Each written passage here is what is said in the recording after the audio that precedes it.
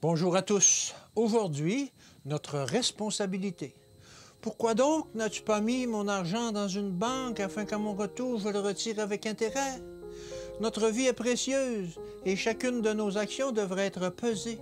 On nous a donné l'assurance que nous pourrions accomplir une œuvre que le Seigneur reconnaîtra comme bonne et qui demeurera pour l'éternité, si nous l'accomplissons dans le bon esprit. C'est une chose extrêmement solennelle que de vivre dans la perspective de devoir rendre compte à Dieu de notre temps, de notre talent et de notre influence.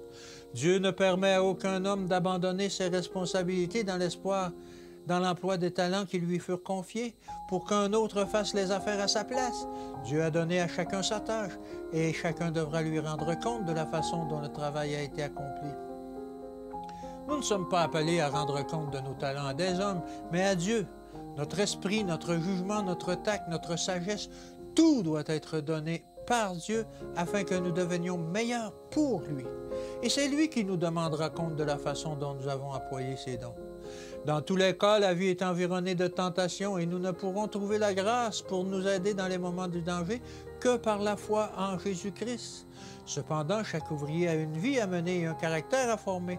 Au fur et à mesure que les années s'écoulent, chaque période de vie apporte avec elle certaines occasions particulières de travailler. Chaque année vécue doit être utilisée, améliorée au mieux des capacités humaines. Ainsi, avec l'aide des forces divines, on progressera, on ira vers le ciel, avançant pas à pas sur le chemin en toute sécurité.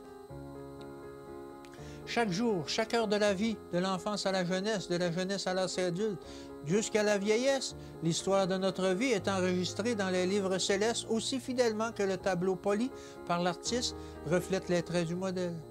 Chaque jour, chaque heure apporte des avantages dont l'homme doit savoir profiter. Nous ne pouvons nous permettre de perdre un seul instant en accomplissant avec insouciance l'œuvre du Seigneur. Nous devons employer avec fidélité les talents dont nous disposons afin qu'un travail fervent, honnête et pur et propre donne gloire à Dieu. Il n'acceptera rien de moins. Notre tâche en ce monde est de révéler les principes purs qui ont cours dans les cieux. Voilà les seules œuvres que le parvis céleste reconnaîtront et que le Seigneur acceptera comme pures et simples et saintes. Que Dieu vous bénisse et qu'il vous garde. Et à demain.